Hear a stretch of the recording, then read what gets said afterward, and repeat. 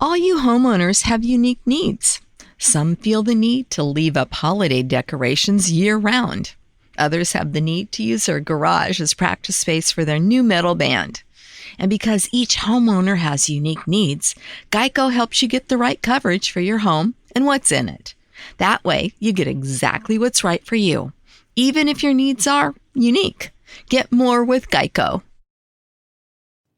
Coming up on episode 217 of Wheel Bearings, we've got the Audi Q5 plug-in hybrid, the Volvo C40, the 2021 Ford Explorer, BMW i4, Mercedes-Benz augmented reality heads-up display, and AAA studies ADAS functionality in bad weather. All that and more coming up next.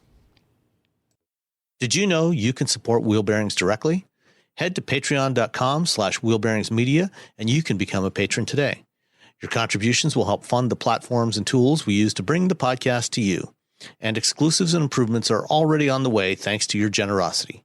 So if you want to be part of an automotive podcast like no other, head to patreon.com/wheelbearingsmedia.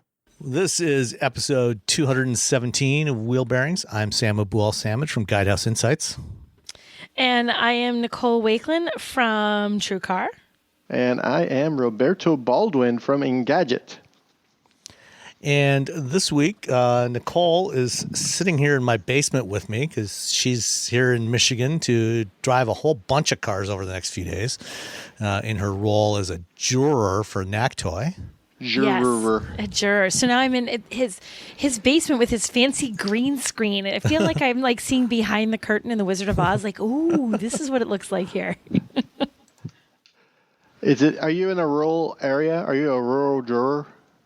Am I a what? A rural juror? A rural juror? I'm in a rural area right now, yeah.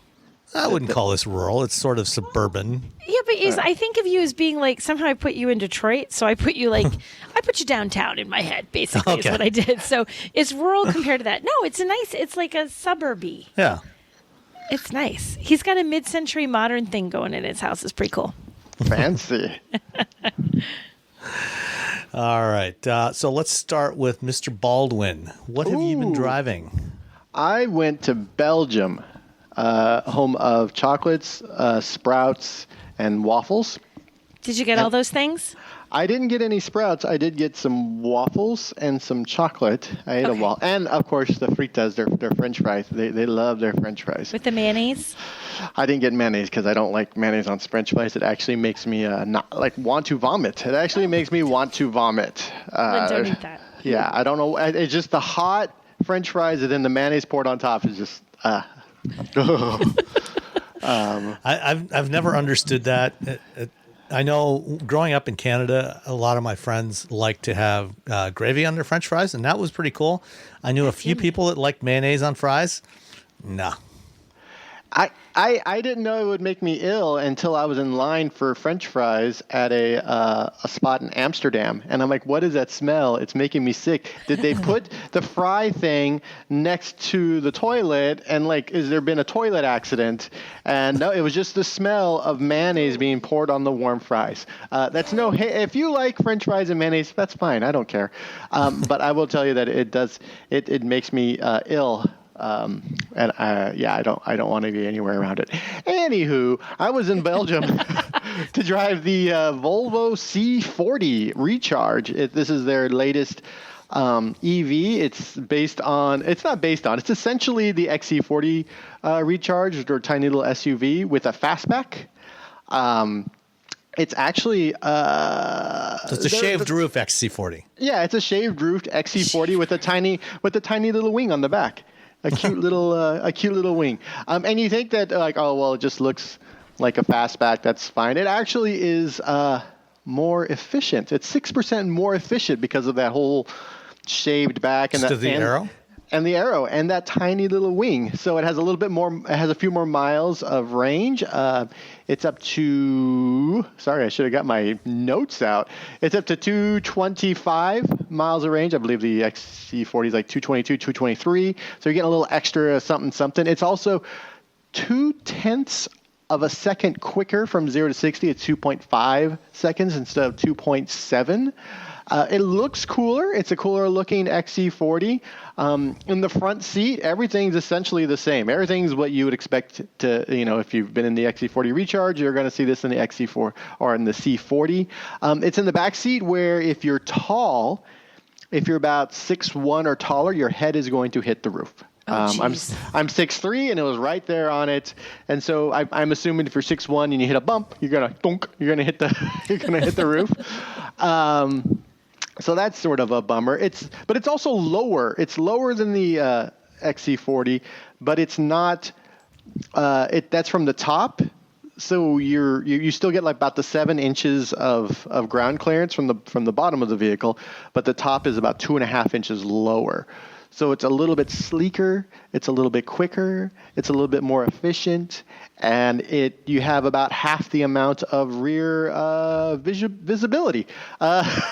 So when you look in the rear view mirror, it's not. Yeah, you're not seeing a lot. You're seeing like the bottom of you're cars. You're selling this really well, Robbie. I'm telling. Well, that's my way is to tell you all the things that are wrong with the car. Mm-hmm. But it is still. I mean, the XC40 Recharge is a fun car to drive. It's a sleeper as far as I'm concerned. It has 400 and some. Hold on. Get the numbers. 402 horsepower, 487 pound-feet of torque. That's a lot of torque for a tiny little SUV. You throw that in the C40, you get a much cooler-looking vehicle. You get that same torque, you get that same horsepower, and it's a fun thing. It's a fun little car to drive. I wish we had some more dynamic roads in Belgium. If you're not on the freeway in Belgium, you're driving through a tiny town, so you can't really. But I did, speed it up a little bit while going on the on-ramps and the off-ramps. Both of those vehicles they're surprisingly quick. They're surprisingly fun to drive. Again, you're a bit lower, so that's nice.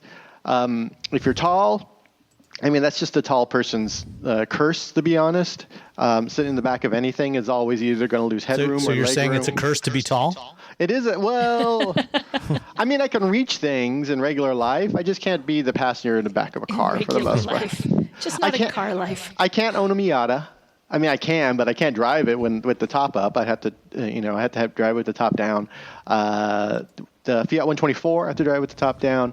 I'm sure there are other cars that I just don't fit into that I haven't even tried. I just look at it and I almost had a chance to sit in an F1, and the driver looked at me and looked at the car and just shook his head. No, really? Can you get into a Corvette? Yeah. I haven't tried the new one though, so I'll give it a go. Some cars have surprisingly a lot of legroom. Some cars have surprisingly very little legroom. American trucks for a long time were just never felt like they cared about tall people. Really? Because trucks feel so big. Yeah, but for some reason the legroom was they just never. I don't know. American trucks always felt like I was driving. I don't know. So back to the C40, all-wheel drive, electric, 78 kilowatt hour. You get 75 kilowatt hours every day, 150 kilowatts DC fast charging compatibility, so you can charge it really quickly. 225 miles. It's not up there with the Kona or with the Bolt or with the Mach-E. But it is, a pretty nice, fancy Volvo. It's just, you're losing about 30 miles, though, on your everyday drive. Again, most people don't drive more than 60, 80 miles a day, so it shouldn't be that big of a deal. It's it's not like the Mazda with 100 miles. This is, more than double. So, third car actually based on this platform using the same bits underneath, the same, it's the Polestar 2, the XC40 Recharge, and now the C40 Recharge. All three of them I am a fan of when it comes to driving. It just don't have tall friends. It's really, yeah. Are they doing a single motor version of the C40 or just the dual motor? I'm not really sure. They might just have the single version. I mean, it's a niche car from a niche brand. So you already have the XC40, which is sort of their like mass, EV. I think the C40 is more niche. Volvo's a niche brand. I don't think they're going to make too many different variants of this, just for the sake of how many they're going to sell. Okay. Nicole, Yes. what about you? I was in the 2021 Ford Explorer XLT four-wheel drive. So I had a big car. This has a 2.3 liter EcoBoost i4, 300 horsepower, 310 pound-feet of torque, 10-speed automatic transmission. I always feel like these big cars, I always wonder, like, is it going to feel like I'm driving a tank that has like a lawnmower motor in it? But this moves. It's a big vehicle, but it doesn't feel that big. It's responsive. You get in the highway. It's not going to win any races. It's not super performance-y or anything, but it's competent. It feels, you don't feel like you're worrying about that car coming up in behind you as you're trying to merge into traffic. And it is roomy. It feels huge inside. I don't know if it's just because it's very boxy. There's nothing sleek or performance-y or refined about this. It's like great big SUV in your face. So it's huge. And it's also not as crazy expensive as you might think. It's $45,000. So, I mean, it's not like it's cheap, but also 45 grand for that much car, it's a lot of car. So I was overall pleased with it. I still have this thing and it's a Ford thing. And now, like, I'm going to be on someone's, like, assassin's list for saying this. But I don't feel like their interiors are ever as nice as I want them to be. They're always just, like, a skosh less refined. Like, I want that one plastic surface to be a soft touch surface. I want that one thing that looks like it's chrome but is fake plastic to look more like chrome and not fake plastic. So they never feel like they get it. Their interiors just don't live up to my expectations. But the drive does. I thought driving it was nice. I did quite a lot of driving back and forth on the highway, which was good. Even in really heavy traffic, it's nimble enough that it's still easy to sort of cut in and out when you've got that heavy traffic and nobody knows where the heck they're going downtown. Like in Boston, it was easy to drive around, which is saying something because that city is insane to drive through at certain times of the day. So I felt like it was overall a good vehicle. I was pleased with it. But like I said, the thing that always lets me down, and it's a Ford thing, the interiors never quite do it for me. Yeah, I can definitely agree with that. I had the same thing last week when I was driving the Escape plug-in hybrid. That interior doesn't feel quite as premium as what you would expect, for a $43,000 crossover. Is that how much that is? $43,000? That one was, because that was the titanium. Okay. Yeah. So I mean that is a Ford thing, and it's a little unfortunate. Yeah, I mean, I feel like if they could just step that up, just not even like it's terrible. If they could just step up their game like this tiny little bit, it would make a huge difference in what it feels like to drive those. Suddenly you think, oh my gosh, Ford nailed it. But you look at the interiors now and you're like, Ford kind of did it. Like drive, fine. Roominess, spaciousness, features, all that, fine. But like the quality of the interior, like wah wah. It's never quite what I want it to be. I have something I want to talk about when it comes to the Ford interior, and that's the blue that they use for the infotainment system. I know it's the corporate blue. I know it's on brand, but I don't know. It feels really dated, and I don't really like the blue. I like Sync 4. It feels like an old computer. I get what you're saying. It's like an old computer, the blue, but it is their official blue. So what do you do? What if your official, like your blue, the blue that you officially use, is an outdated old looking blue? That's the problem with branding. Well, here's the thing: is that BMW, they have a blue. They don't use it in their infotainment system. So what you're telling is Ford needs to change the color of their infotainment system. Just the infotainment, or give you an option. Just something else. So they would call it traditional Ford blue, outdated. New Ford blue. Looks cool, Robbie approves. It would look like, you remember Coca-Cola Classic? Like you could have Ford Classic and then New Ford, and then everyone would get all angry. But nobody would like New Ford. Right, everyone would be mad because nobody liked New Coke. Everyone hated New Coke, so everyone's going to hate New Ford. Yeah, but then everyone could yell at me, and then Ford would have a PR win. And then everyone would be so excited. They'd be so excited to go back to old dated Ford. It'd be like, now old dated Ford is cool because New Ford was awful. I have the same complaint about the instrument clusters. When they do the digital instrument clusters, they use that same blue, not just in the infotainment, but in the instrument cluster. And it's even more dominant in there. And when I was driving the Mach-E GT with Blue Cruise, again, they've got that blue, it's all blue. And the interface, when Blue Cruise is active, or when you can enable it, it doesn't stand out as much as it does on a GM vehicle with Super Cruise. And I complained to Ford about that, and they said, yeah, that's a legit complaint. And so it wouldn't surprise me if they start making some changes to that in the next couple of years. It's all going to be because Robbie said now that he doesn't like it. That's 100%. I'm sorry, Ford. I like the new sync system's great.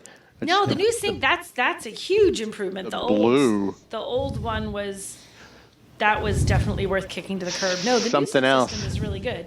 But you're right though, the color, I never really thought about it, but it does make it look dated even though the system itself is not. The system itself is fine. Yeah, it's just that blue color. It's like a Windows BIOS screen. Now I'm going to be thinking that every time. I never thought of that until you said it, and now it's all I can see. And I apologize to all the Ford owners out there who are like, damn it. Now they're all going to see that. That's all anyone's going to see. And some poor tech guy at Ford is shaking his fist going, Robbie, no. Well, we actually have a Q&A question from a listener later that addresses the feedback thing with all manufacturers, but in particular with Ford. But we'll come back to that later in the show. But to your comment about the price of this thing, you can actually get Explorers much more expensive than that. Like you can get a Platinum up close to $60,000. But the Platinum, okay, so the interior and the Platinum, I mean, their higher trims do look better for sure. But how much? Like, are they $60,000? Is that what your top? Almost 60, yeah. I don't think I've ever been in an Explorer, even a fancy one, that felt like it was worth $60,000. Like 44,900 and cut off 10. I'm going to go with 10. 44,910. I was okay with that and just was like, oh, the interior is not quite there, but 60,000. I don't think they have a $60,000 interior. No.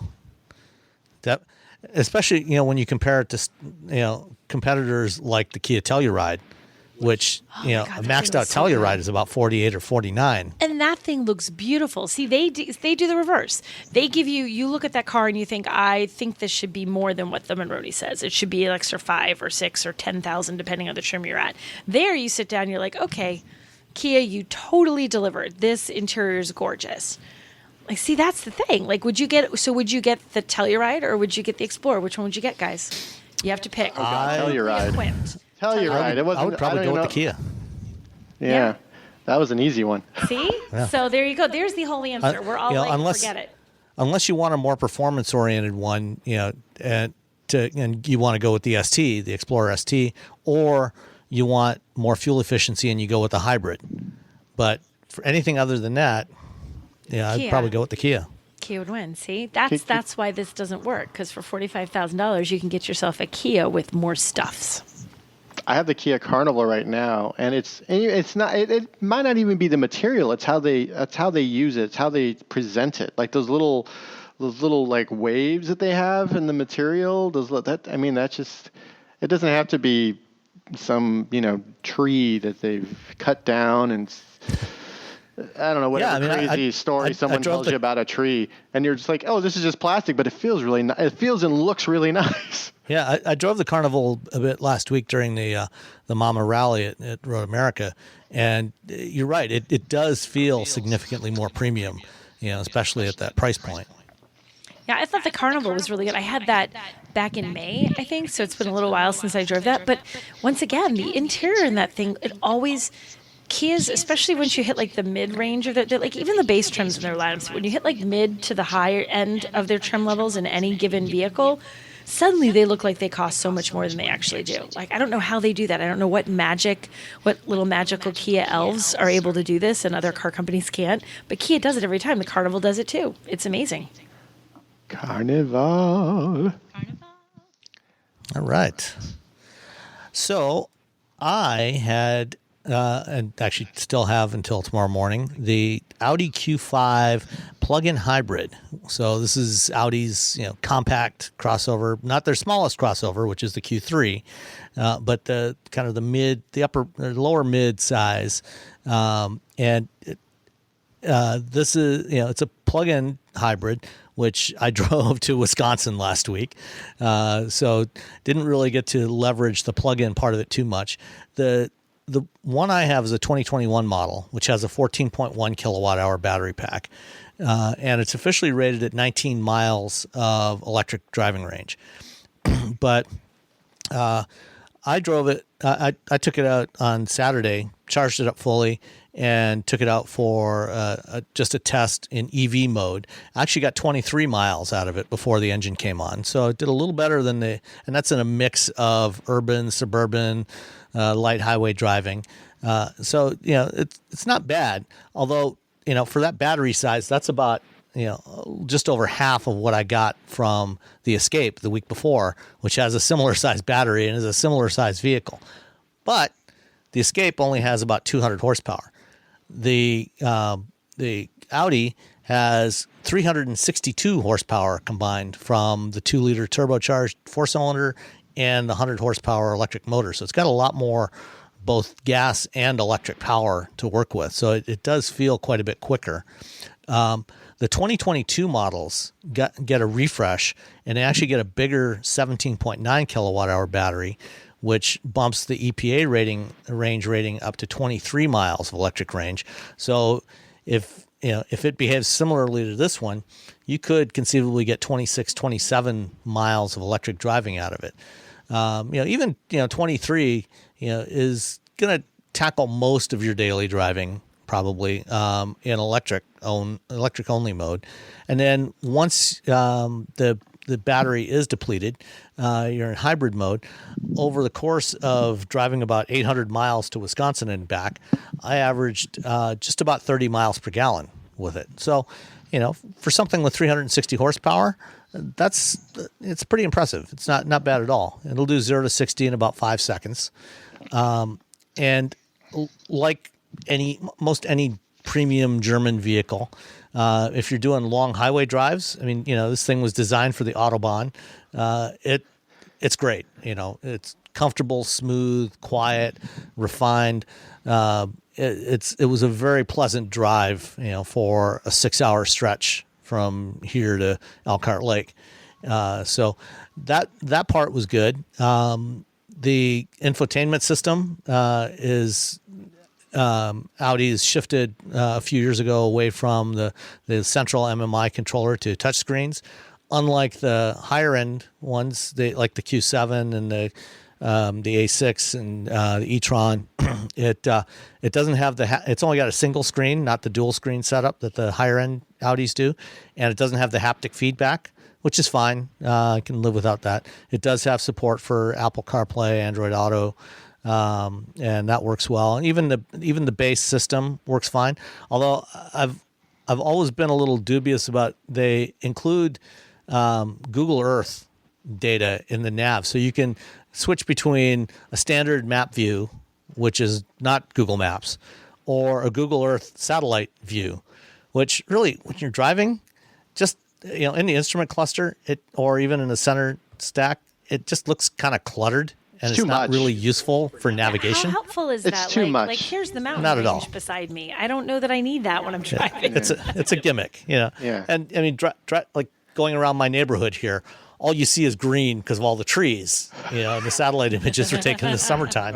Finally. Trees everywhere. You're driving around in a forest, so you can't really tell where you are anyway. So, but that's a minor quibble. You don't have to enable that. But other than that, it's a really nice premium plug-in hybrid crossover. It's roomy. Back seat's got plenty of room. You got lots of cargo space in the back. It's all-wheel drive. It's quattro. That's the only way it comes with that. The starting price for the 2022s is $54,600. The one that I drove, which was still a 21 model, came to a grand total of $60,740, including the $1,095 destination charge, and let's see, it also had a $1,500 navigation package and a $950 Bang & Olufsen sound system. And unlike the B&O sound systems that you get in Ford vehicles now, those are actually not really Bang & Olufsen. Those are B&O Play, which a few years back about 7 or 8 years ago, Bang & Olufsen created the B&O Play brand as a lower end, an entry level brand for Bang & Olufsen. And then they, after about 3 years, they sold it off. They sold off the B&O Play brand to Harman. So there's Bang & Olufsen, which is the really premium audio, right. And then B&O Play is owned by Harman, and it's still decent, but it's not Bang & Olufsen. I never knew the trick. I knew that Bang & Olufsen did the B&O, but I never knew the background. Yeah. Okay. There you go. If you see Play, you're not getting the real B&O system. Yeah. You're paying for a name that someone else owns. Pretty much, yeah. So that's the Audi Q5 plug-in hybrid, which also with the refresh for the 22 models has actually been renamed slightly. It's now, for 2022, it's the Audi Q5 TFSI E. So that's so much easier to remember. What is TFSI? TFSI is their branding. It's their equivalent of EcoBoost. So it's stands for something? Yeah, it's an acronym. Turbocharged fuel, and it's actually a German acronym, but basically it's turbocharged direct fuel injected. So it's very German because it's a long acronym. Yes. Because German words are long as well. Yes. Okay, now that all makes sense. And then of course you have to add the E on the end because it's a plug-in. Right. Just E, one more letter. plug-in. Yeah, because it's capitalized and then just little lowercase. Yes, lowercase e. Teeny tiny E. Yeah. Little e. Okay, so that is the garage for this week. Let's see, what do we got next? Dun, dun, dun. Oh, Hello, my name is Jorge Gaviria, and I'm the founder of Hacienda. We partner with farmers in Mexico to bring heirloom corn products to every kitchen. With my Spark Cash Plus card from Capital One, I earn unlimited 2% cash back on every purchase. And it has no preset spending limit, which means my purchasing power adapts to my business needs. My Spark card helps me fulfill my mission of bringing masa to the masses. Capital One, what's in your wallet? Terms and conditions apply. Find out more at CapitalOne.com/SparkCashPlus. Roberto, Yeah, you that's drove the BMW i4. Oh, I can and talk your videos about it. online. Finally. Yeah. Okay.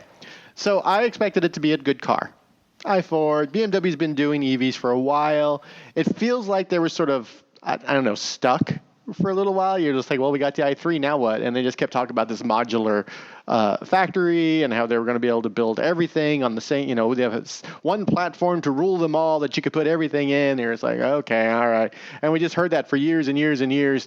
And then the i4 and the iX come along. You're like, oh, okay, cool. We'll drive these. This will be fine. The i4 is outstanding. It is such a good car. I was really impressed at how well it drives. I was really impressed at how well they sort of, I don't know if you want to say hide the heft of a battery pack, but I really, really liked it. And I try not to be too excited about things because, Well, just to temper things a little bit, how'd you like the grill? It grows on you. How's that? Oh no, it gets bigger. It grows on you like a plague. I didn't hate it by the end of the week. I went to Germany to drive this. I drove this in the iX. So I drove it around Germany. I drove it on the autobahn. Drove it in some mountains. Might have been the Alps. Who knows? At some point, they gave us the i4 M50, so it was an M vehicle. So it's the very first M electric BMW, and it deserves it. It deserves its M badge. It drives like an M. It feels like an M and makes funny noises that aren't like your typical M, but it still it makes these noises, and it just drove so well. And the inside, unlike the iX, where the inside feels like they took elements of the i3 and elements of what they've been showing off for years about like this more like living room type interior, but they did it in a way that didn't feel too gimmicky. It's nice and wood, and you got crystals everywhere. It feels like a shop you would find in Marin. The i4 is you get in, it's like you're like, oh, it's just like getting in a 4 Series. It is there's nothing really that different from what you would get from the i4 versus a 4 Series.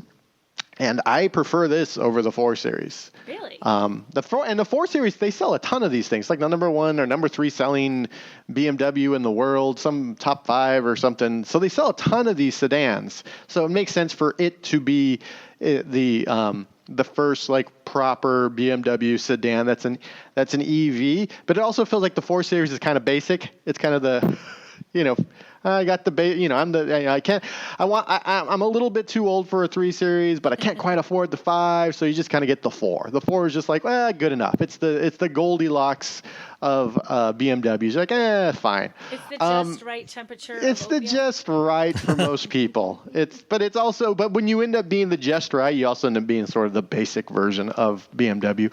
The i4, I think, as an EV, is just much better than the 4 Series.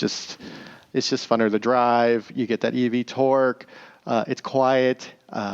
Like the iX, like you're on the autobahn, you're going super fast and you don't realize it. So when you get it here in the United States, be very careful that you don't speed. And I think a lot of EVs have that problem where you're just like kind of like cruising along. You look down, you're doing like 20 miles over the speed limit. You're like, oh dear, let me slow down. You can do that with the i4, but in Germany it's fine as long as there's still speed limits on the autobahn. I think people think it's just nonstop. Unlimited, just do what you want. But there's those spots areas, where it is nonstop unlimited. Yeah, there are spots, but you go, and then all of a sudden you're like, whoa, here comes an interchange. So you have to slow down to like 100.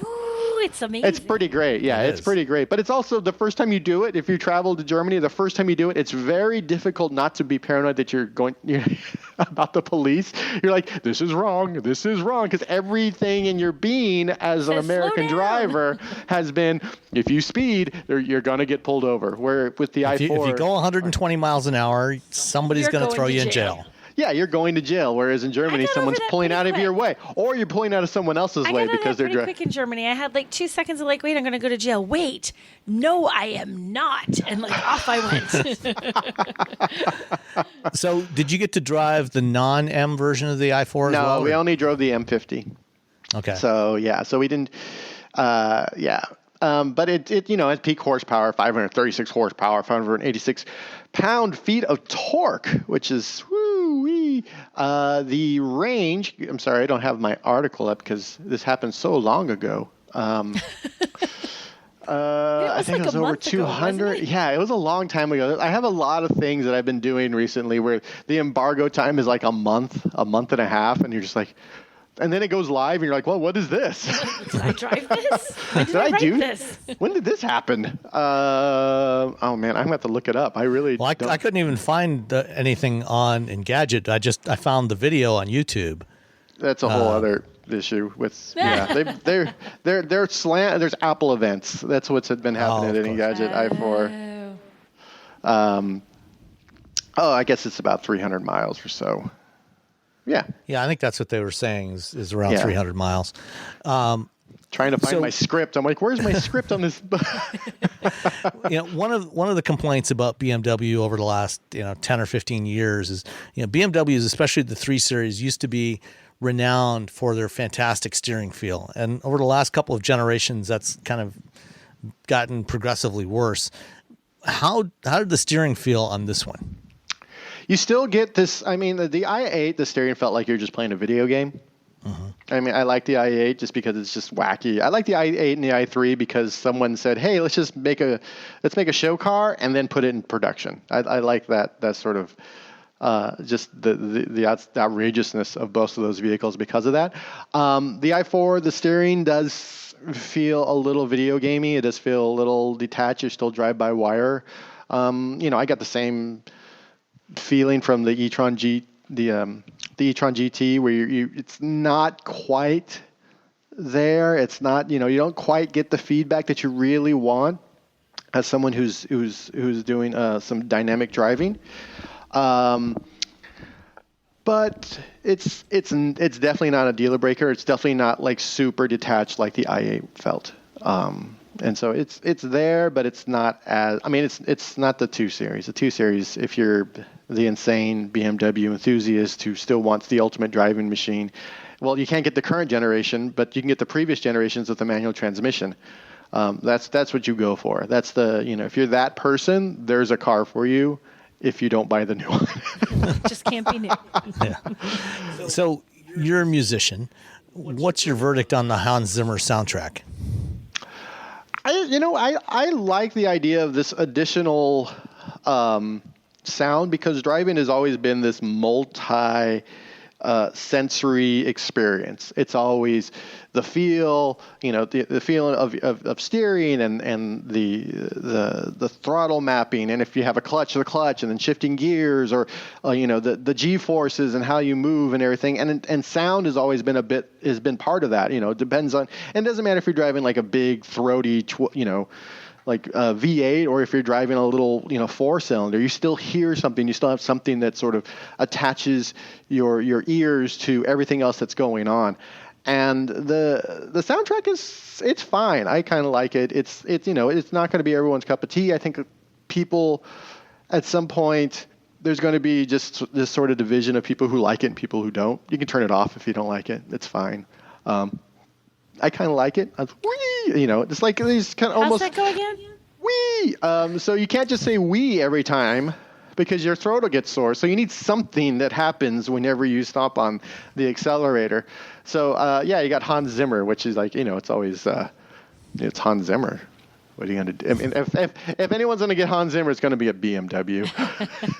To be honest, I like it. I can totally see how people wouldn't like it. I think people get very sort of stuck on the idea that it's fake. BMW's been sort of feeding fake sounds into their vehicles for a while now.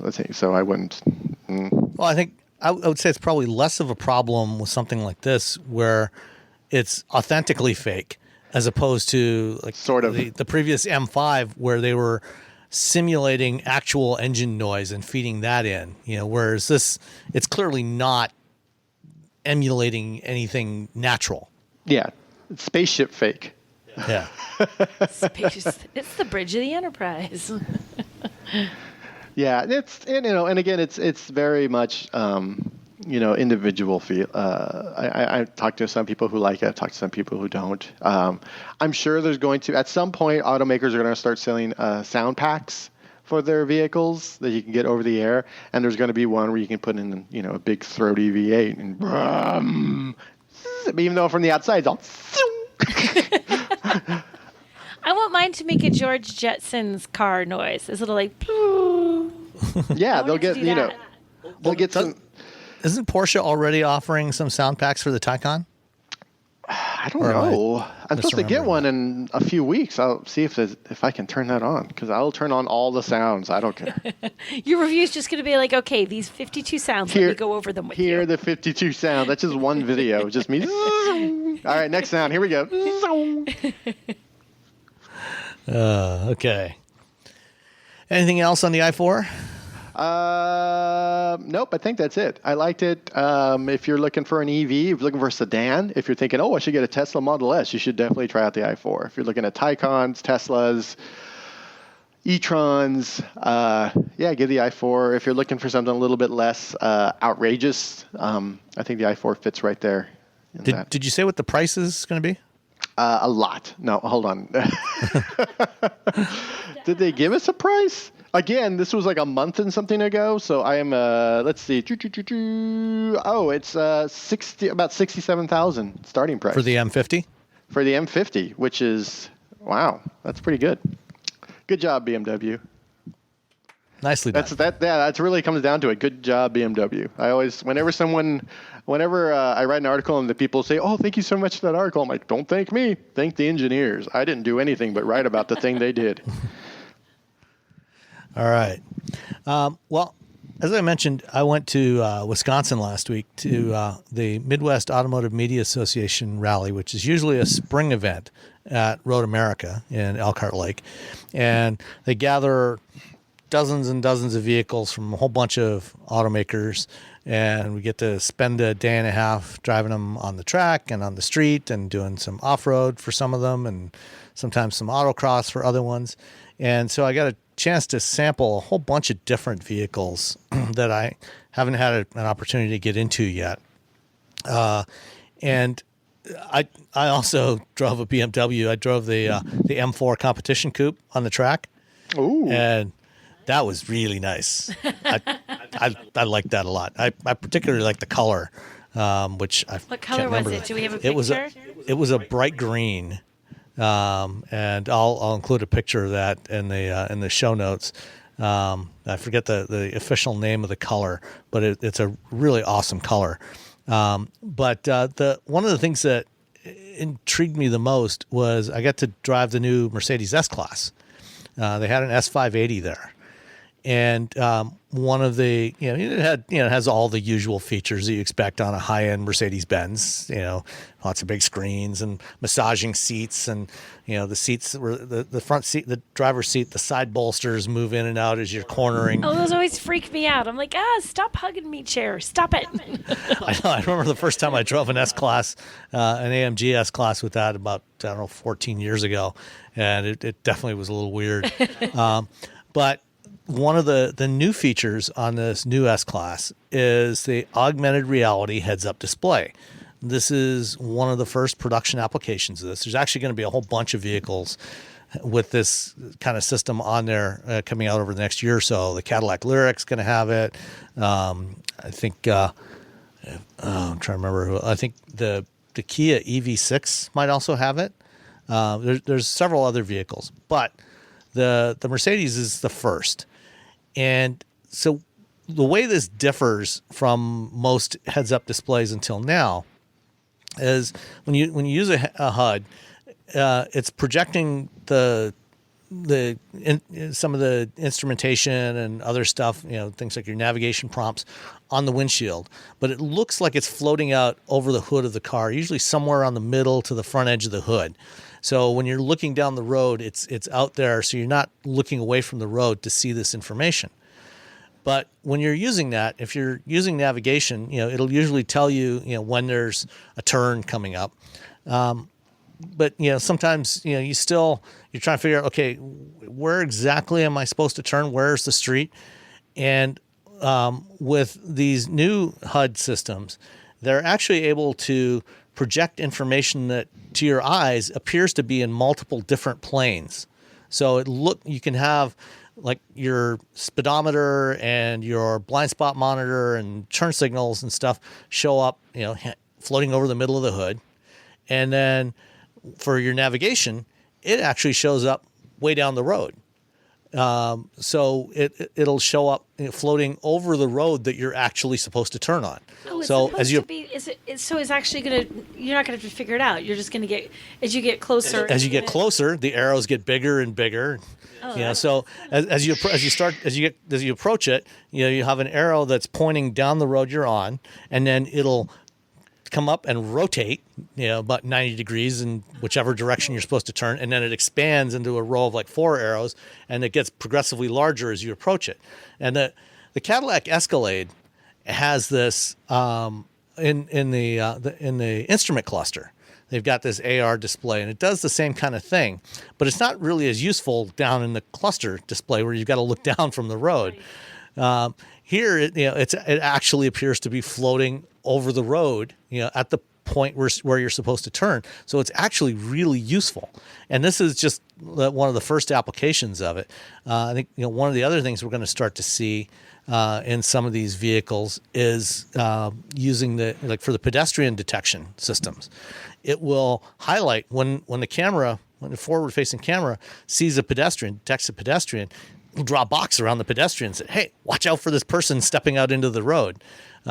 So it's actually really cool. I really like the idea of this, and at least in this Mercedes, it seemed to work really well. So you actually tried the navigation thing, and you felt like Yeah. where the arrow was, like the street is there, and as you got closer, Yep. it was showing. So it really worked, huh? Yeah, it did.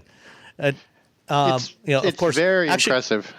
Yeah, getting the heads-up display to turn on was another story entirely. I spent several minutes looking around trying to figure out, because usually there's a button on the dashboard, it's labeled HUD or something like that, and you press the button and it turns on the HUD. And if you don't want to use it, you can turn it off. And I never did find a button to turn it on, and I looked in the menus and the screens, and then I decided, well, let's try MBUX, and I said, hey Mercedes, turn on the HUD. Boom. There it was. It actually worked. voice recognition. Finally, voice recognition actually solved a problem instead The of promise of Yes. voice recognition has been fulfilled. finally realized. Did you get to try the AR HUD when you drove the S-Class and the EQS? Yeah. So when I drove the S-Class, I think these are slightly pre-production or early production models. So the HUD had a little bit of a stuttering, the arrows. And I went in my video. I said, I'm like, I think this is probably an issue with these are very new vehicles. There's probably going to be an update. Whenever you do these first drives for these vehicles, especially the early first drives, there's always something weird. There's always something weird, and you sort of like you got to kind of take the temperature of the automaker you're dealing with and see whether or not this is something that's going to make it into full production or something that is just sort of some weirdness. And so when I drove the EQS a few months later, that was gone. Any sort of like little stuttering, anything like that was gone. And it's great. And it's really great when you're in Europe and you have to use roundabouts. Oh, yeah. Because I've learned on my last trip that roundabouts with voice, like when someone's telling you, are just horrible. I had to turn off the voice because I always took the wrong round exit on the roundabout if I was using voice. If I looked at the map, I was fine. But it's like, but because it's always a little late or whatever. But when you have the arrows, because it's right there, it's in your line of sight. You can see it. It tells you where to go. You don't have to look down. You're not looking over to the side. It's great. I really think it's outstanding. I think it's more cars going to have this. As obviously Mercedes is going to start pushing this down into the rest of the lineup, but other automakers are going to start doing this. And it was cool when they had it in the infotainment screen where it sort of like showed up and it helped you. But it's, I don't know, I feel like it's 100 times better now that it's in the heads-up display. And it's, you have to have essentially like, I think you have to have stereoscopic. I don't know. You have to have all the sensors working together in order for this system to work correctly. Because if one of them's off or whatever, it doesn't take into account like depth perception and figuring out it essentially has to place in real time. The system has to find a point where those arrows need to be. And anchor those arrows it has to that point. Anchor those arrows to that, and then do the whole animation, and then sort of go left, go right, go wherever. Yeah, and Mercedes uses a stereo camera system on the front, so they can do some of that depth perception with the two cameras that are the two forward-facing cameras. Yeah. So, it was a good system. I was really impressed with it. There were no roundabouts in Wisconsin where I was driving, so I didn't get a chance to try that out. But I was impressed. I'm looking forward to using it on more vehicles in the coming years. There are 2 roundabouts within walking distance of my house in New Hampshire, so if I ever get that, I will have to give them a try. Bam, see? Well, there's lots of roundabouts here in the Ann Arbor area, so if I can ever get into a Mercedes around here again, then I'll definitely try it here. All right. Let's see. Oh, another thing that I drove when I was in Wisconsin was the Maverick. I got to actually drive the Maverick and the Santa Cruz back to back. And what'd you think back to back? It's interesting. The Santa Cruz, when you look at it, it looks a lot more premium. It looks more upscale. Of course, when you get into it and you actually start touching the surfaces, it's the same interior that's in the Tucson. So it looks nice, but there's a lot of hard plastics, and so it doesn't feel quite as nice as it looks. Whereas the Maverick, it's all hard plastics too, but it's basic. It looks basic, but it's solid. It feels utilitarian, and for something that starts at $20,000, it's perfectly acceptable. And I like driving both, but I think I would probably, depending on what people were looking for, I would probably recommend the Maverick. Because it does have some of those neat features inside, like the cutouts for the big water bottles really in the cool. doors, the notches in the bed to do your DIY bike racks and things like that. But Hyundai, doesn't the Santa Cruz have some bed fanciness too? Why do I have this memory that they do? But you have to buy accessories. Oh, where you can just throw a 2x4 and create things in a piece of plywood, and you've done it in the Maverick if you don't want to buy stuff. Yeah. And the other thing, of course, is that at the $20,000 starting price in the Maverick, you get a 40 mile per gallon hybrid. Whereas, the best you're going to do in a Santa Cruz, even with the base engine, I think is like 26 or 27. Yeah, that's a big difference. So it's a lot more fuel efficient. So, the Santa Cruz is more stylish. The Maverick looks more basic. They both drive pretty well. No real complaints there. And the one complaint that I think is unconscionable on Ford's part with the Maverick is why the $20,000 one does not have cruise control. Oh, it doesn't have cruise. I did not notice that. You have to step up to the XLT to get cruise control. How much more do you have? What's the difference between pricing? It starts about 23.5, I think, for an XLT. That's a pretty big jump. If you're really looking at that price point, Yeah. $30,000 is a big difference. Right, and the thing is, the only thing they have to add for cruise control is the button on the steering wheel, because modern vehicles all have throttle-by-wire systems. So there's not any hardware that's added except for that button on the steering wheel. It has automatic emergency stopping, so it has sensors in front. Yeah, it's got all that. Oh. But I mean, it doesn't have radar, so it's not adaptive cruise control. It's just standard. But you don't even get basic cruise control for that $20,000. Really? Yeah. So I mean, really, they're clearly thinking, okay, people are going to look at this. Oh, I have to get an XLT. Okay, fine. I'll spend the extra $3,000 or $4,000 and get the XLT. Would you spend $3,000, $4,000 for cruise control? What else do you get? Any other nifty goodies? There are goodies on the XLT. There are some other features. I don't remember them all, but you do get some other stuff for that money, for that extra. But still, if you really want cruise control, that's a lot. That's a lot of money to have to spend to get that feature. Yeah, it is. So I think Ford should have included cruise control in the base model in the XL. But other than that, it's good. I like it a lot. So, all right. Next up, there was a study that AAA did, the Auto Club of Southern California, which seems like an odd place to be doing this particular kind of study, but they did. They did a test of ADAS systems, driver assist systems like automatic emergency braking and lane keeping assist and so on, in bad weather. So they simulated rain and other stuff at their test facility. Yeah, exactly. It doesn't rain in California, so they had to simulate all that. It kind of rained yesterday, guys. Come on. Kind of rained. Did it fall out of the sky and scare everyone? One dropped, and we got super excited. And everyone was like, "Oh my gosh, rain!" It was like, "Yeah!" Oh, it's gone. So they did a test where they use one of these inflatable cars that they make for testing purposes, for testing things like automatic emergency braking and forward collision alert.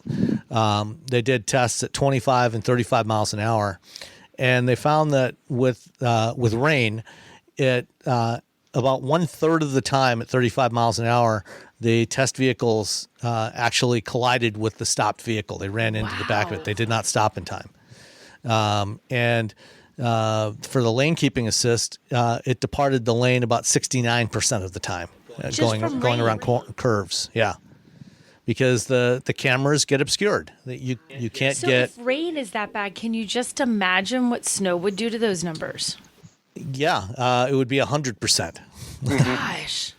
And I know this, not having actually run into anybody with these systems, but what typically happens with snow, in particular, snow and slush, is when the systems will just simply deactivate. You'll get an alert saying, "Hey, you got to clean the sensors." Adaptive cruise control is not going to work, or the collision warning is not going to work because I can't see. I had a vehicle during the winter when you get that and if you live somewhere where it snows, you know this.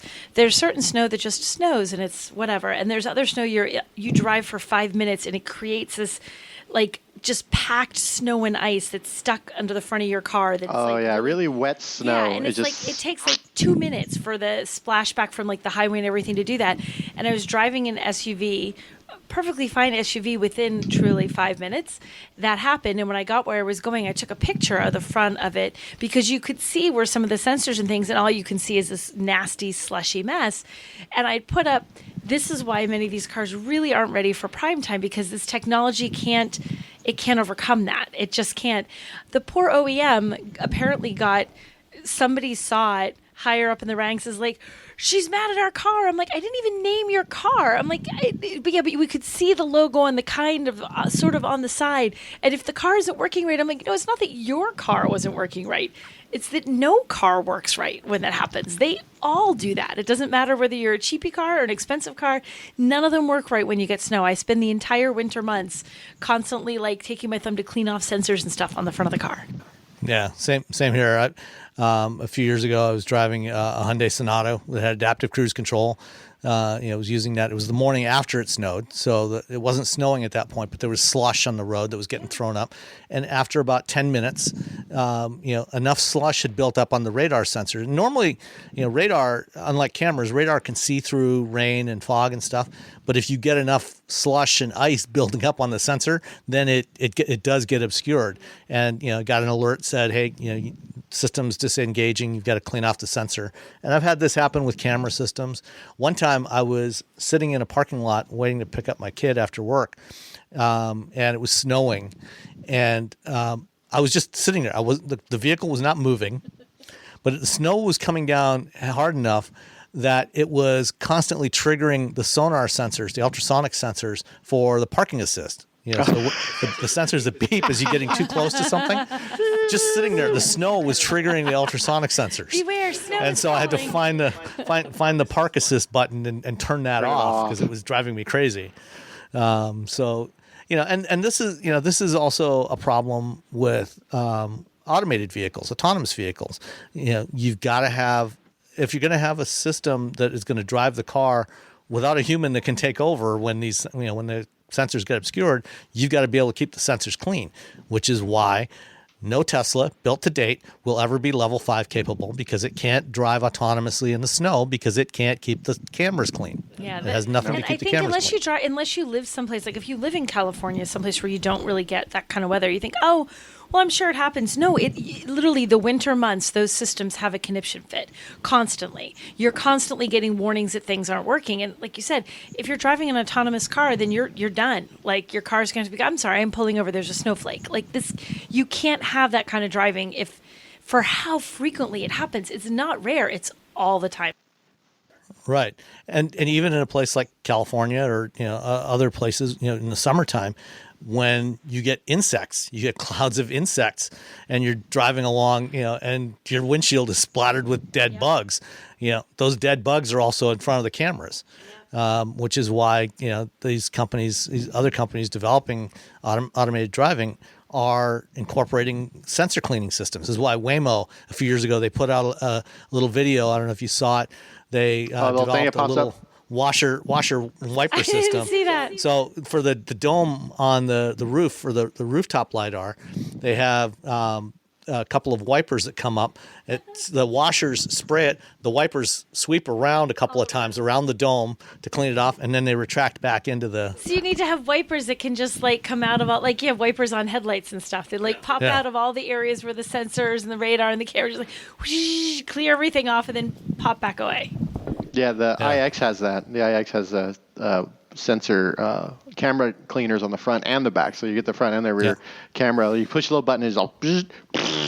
And it sprays right, and it's also got heating elements in front of the sensor, the cameras behind the windshield to keep ice from building up on there. Oh, that makes sense. Yeah, because that's the other thing. I mean, Nicole, living in New Hampshire, in the wintertime, even when your wipers are working, and they're clearing off snow at the ends of the wiper blades, that's where you have the least pressure on the blade. Yeah. And so there's always a bit of snow and ice there. So a lot of times, the wipers will be sweeping in front of the cameras, but they can't get the snow off of there or the ice. Yeah. Well, and you do, and you get that buildup of ice on the blade very, very quickly, and it's a large buildup. Like, it's one of those things you get out and you have to like snap the windshield wipers against the windshield to get it to just knock off and to get it all out. Yeah, the second that happens, you're obscuring anything that wiper is going in front of, and it makes a mess. Yeah. So, if you're driving in bad weather conditions or, winter weather or whatever, make sure you check your wipers from time to time, clean your wipers, clean off your sensors, so that all this stuff can continue working.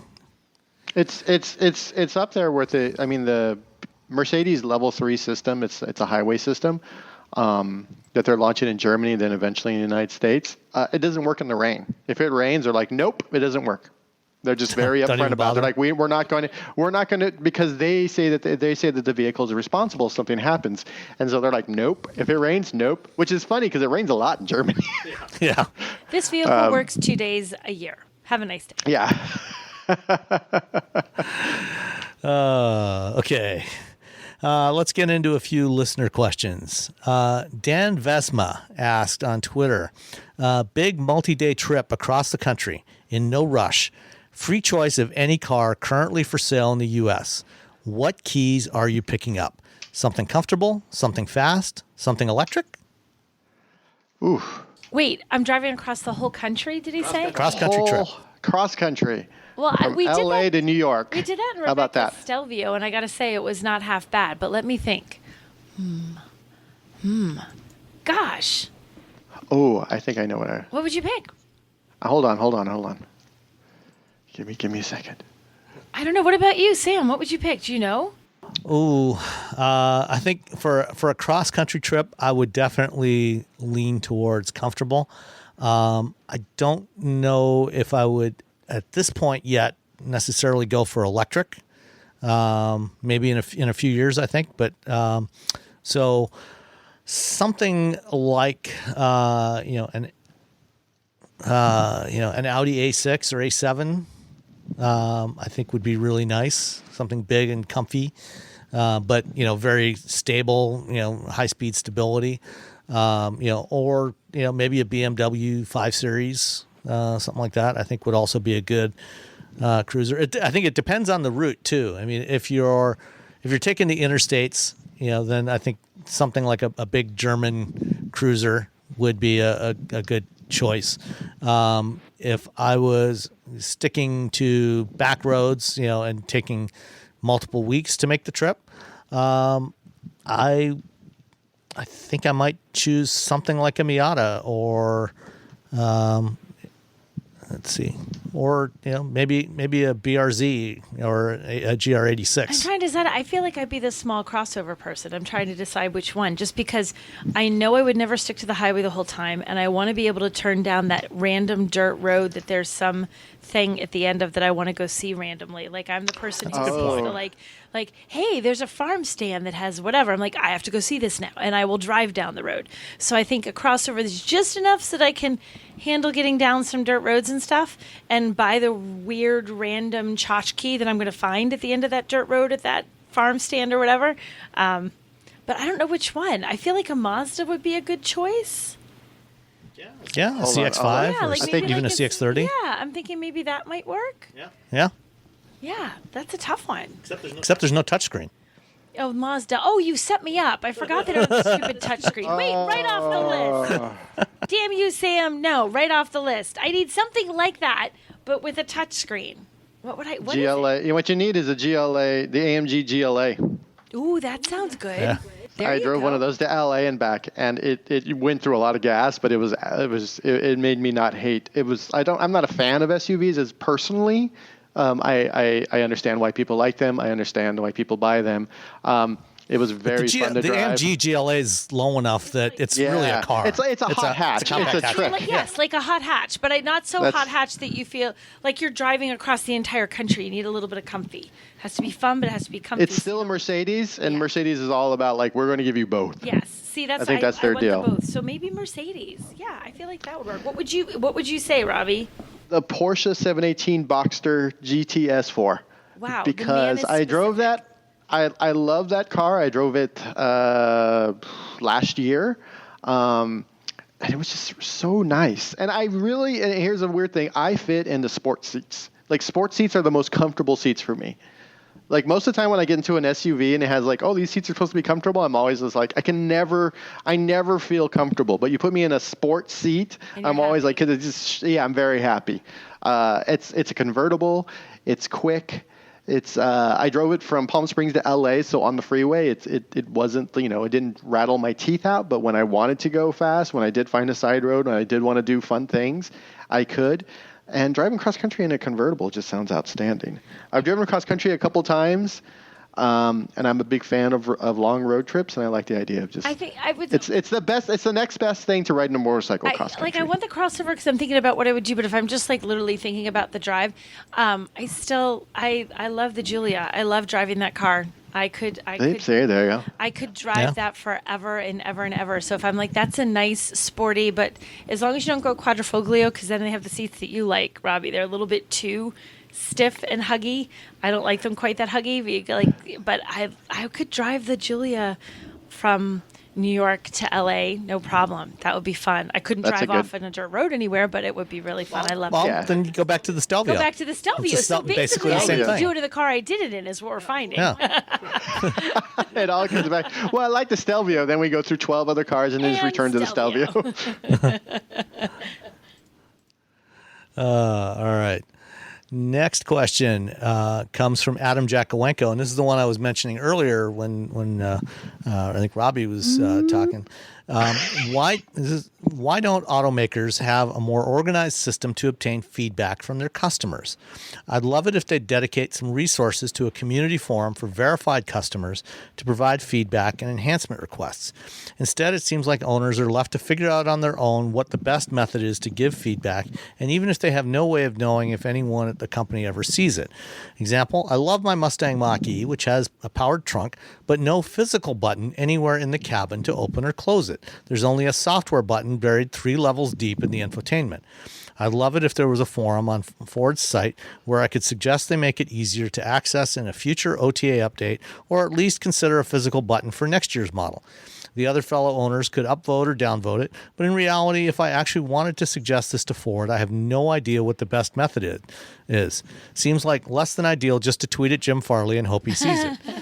Well, actually, you might be surprised. You might be surprised, actually. You share stuff that the automakers see. I mean, they're paying attention to like their Twitter feeds. It's might not be Jim that's looking at it, but like somebody's looking at that Twitter, and they take a surprising amount of the information when customers email or tweet or whatever, and they're like, everybody hates this. We did this wrong. Like they do actually notice that. So even though they might not be saying to you, hey, thanks for the feedback, we noticed that, if you make complaints to them or suggestions, they do see that stuff, and it does impact what happens in future products. Because every now and then you will be sitting, you guys can vouch for this, you'll be sitting at something and they'll say, hey, we changed this because customers said they hated this thing, or customers said they found this fiddly, so we changed it this way. So they do listen to what you say, and if enough people say the same thing, they go, okay, this is a thing we have to address. Yeah, and at Ford, Mike Levine, who's the director of North American Product Communications, I know he spends a lot of time on Twitter and Instagram, and he often responds to customer stuff. They have dedicated social media teams that all these companies do. They have social media teams that monitor for things like that, and how well at any given company, how well some of that actually gets back to engineering and product planning versus to the marketing folks is questionable. But there are people that are looking and listening for this stuff. And I think if you target the right people, you can sometimes get a response like Mike or Jim Farley or Emma Berg. If you're tweeting about the Mach-E, but there are others as well that are watching this stuff. But I think your overall question is right, though, or your request that it would be nice, if automakers had some sort of dedicated place that was just for owners, for registered owners, so you don't you're not going to hopefully not have trolls in there. It'll be a place for people that have actually bought the vehicle. You can, sign in. I mean, you've probably got a Ford Pass account, a Ford owner account already anyway for your Ford Pass. You log in with that, and that authenticates you with your vehicle VIN number, things like that. And to have a place like that where you can ask questions, make comments, make suggestions, I think would probably be a good thing. Yeah, I agree. It would be nice to have that. I wonder how hard that would be for them to moderate. I suppose less hard if they verify that you're an owner somehow. Yeah, that would be the that's trick. the You don't want to thing. have just anybody, because then you'll have a trolls like, oh, Ford sucks. It's like, okay, that's not helpful. Yeah. Should have got a Model Y. You're like, all right. Unless someone bought a Mach-E just to say that, they're like, "Wow, that's dedication to trolling." I mean, I guess so I can fine. troll you. Okay, thanks for your money. All Have a right. nice day. I know. I mean, they do talk to owners, and they always say, "Well, based on owner feedback, blah blah." But that's such a small. They find some people via survey and ask them some questions. They call them on the phone or whatever. I don't think it's. And I think sometimes they're like, "Oh, well, owners didn't like this," and you're like, "Really? What about these other three things that we all pointed to in your last generation, and with this refresh you could have gotten rid of, but you That's the didn't." weird thing when you have and I think about that when you have, it feels like everybody will complain about a thing, like say the trunk release being buried in all those menus, and like every owner will suddenly complain about it, and every journalist is like, this is the worst thing ever, and they refresh it, they're like, oh no, we left that there, and you're like, come on, we all hated that. But the 100 customers we talked to, and also like a place where you learn how to do things. We had a CRV for a little while, and before we sold it, we didn't know that there was a button like hidden that you could open the trunk with inside the car. We'd always had to we'd always get out, open the trunk like manually. And on the day we were cleaning it out to sell it, I found the button on that day, and I had looked for it before.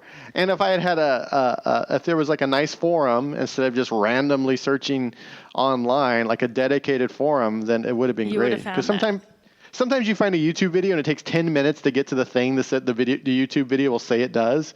They were like, "Hey, we have this. Hey, if you like more of these, like and something." You're like, "Oh my God, just get to the point, for the love of God." For all the things I've complained about with Tesla and Elon Musk, that is one thing that they have done really, really well is they're, or at least Elon has, in terms of he will respond to people on Twitter, so if you've got a complaint, he will respond, and oftentimes things will get changed in an upcoming OTA update. And now that other manufacturers are doing OTA updates, something like this is something that could change. And actually, on the Mach-E GT, I don't know how much they talked about it when you were there, Robbie, but they talked about the new OTA update for the Sync 4 system in there, where they've made some revisions to the graphics, increased the size of some of the touch targets. They've moved some things around to make based on feedback they were getting, about how to use it. So you may well see that, the trunk release, move up to a higher level in the Sync interface in a coming update. It could. Fingers Or it might crossed. not. Or You it never might know. never No, happen. Yeah. Might never. see. Who knows? Tweet Mike Levine. It's one of those little annoyances that's going to drive you insane for the entire time you own the car. Yeah. Every time someone's like, "I can't open the trunk from the inside. I got to go to blah, blah, blah, blah." Sorry, sir. And everyone who gets in the car is like, what do you, it's just one thing. You're like, but it's, I hate it. Someone said I was nitpicky for a review I did, and I'm like, that's my job to be nitpicky, because the thing that I find a little bit annoying, that's going to be someone for 5 years Well, with that car. The nitpicky thing that if it's enough to bother us in a week-long loan or a 6-hour first drive, if it's enough to really make us think Like not having cruise control? like not having cruise control, that's going, if you lived with that, if it could bother us in that short amount of time, pretty good chance it's going to bother other people when It's you going to live with it bother every day. others. Yeah. All right. Last question from Bryn Barenhausen. Will it be possible to retain the wrenching, be your own mechanic car culture with the transition to EVs? Will right to repair influence how EVs are developed? What about EV kits for converting older classic cars?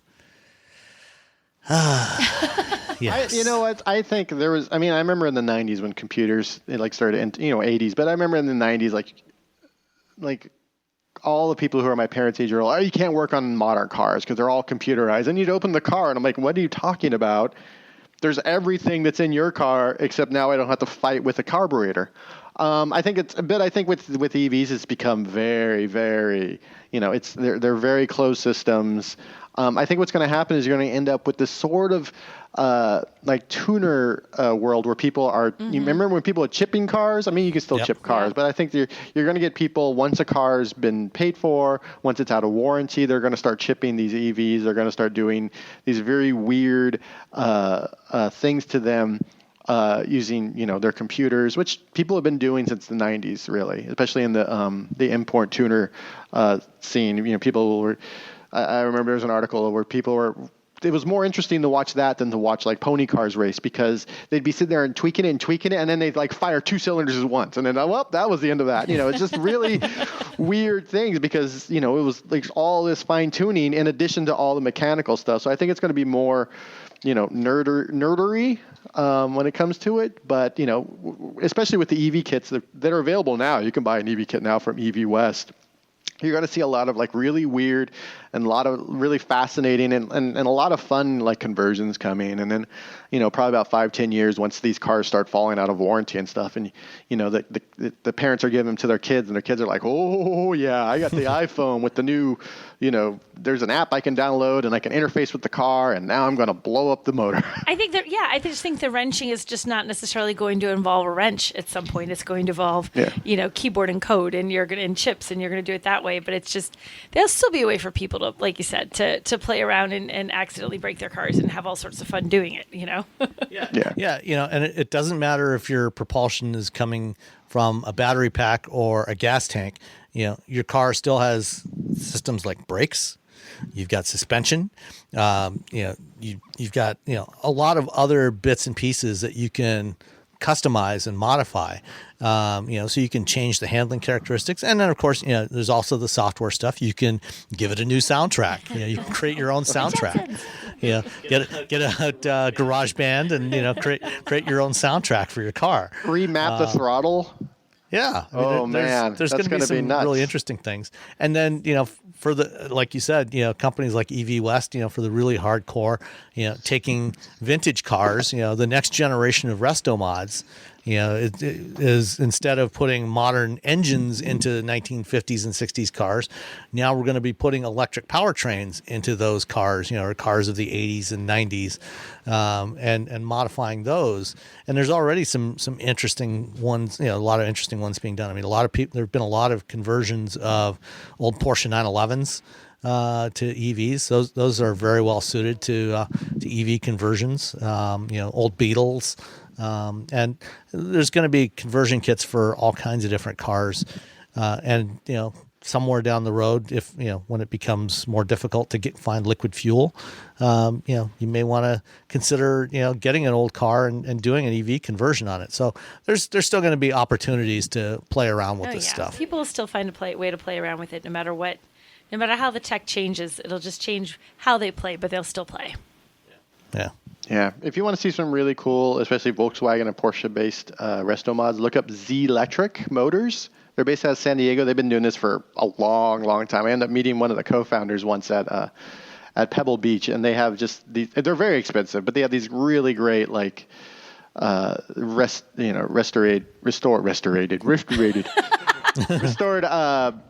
Beetles and buses and Porsches.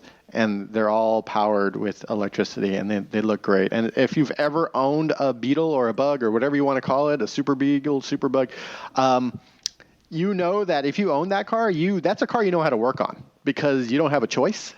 The idea of having a great classic car that you don't have to wrench every 3 days is very appealing to me, to be honest. I've had an old car, and I've had an old car that's broken down on me in a lot of places and a lot of bad times. And that car, if I can ever get it back from the person who owns it now, I'm definitely going to try to shove an EV powertrain in there. And, there's going to be some very interesting EV powertrains available, with full self-driving Teslas that crash into walls and other barriers. So there'll be lots of parts available from those to scavenge to put into these other cool cars. Plus crate engines. or Crate Motors from GM and Ford. That's the other thing. Both GM and Ford have announced crate motor kits that are coming. That you'll be able to get a motor, power electronics, and a battery pack that you can stuff into various kinds of vehicles. So, all right. Anything else for this week? I don't think so. All right. Well, then we will talk to you all next time. Bye. Bye. Everyone's talking about AI these days, right? This season on Compiler, we're diving deep into how AI is reshaping the world we live in. Join us for a new season of Compiler, an original podcast from Red Hat. Subscribe now wherever you get your podcasts. All you homeowners have unique needs. Some feel the need to leave up holiday decorations year-round. Others have the need to use their garage as practice space for their new metal band. And because each homeowner has unique needs, Geico helps you get the right coverage for your home and what's in it. That way, you get exactly what's right for you, even if your needs are unique. Get more with Geico.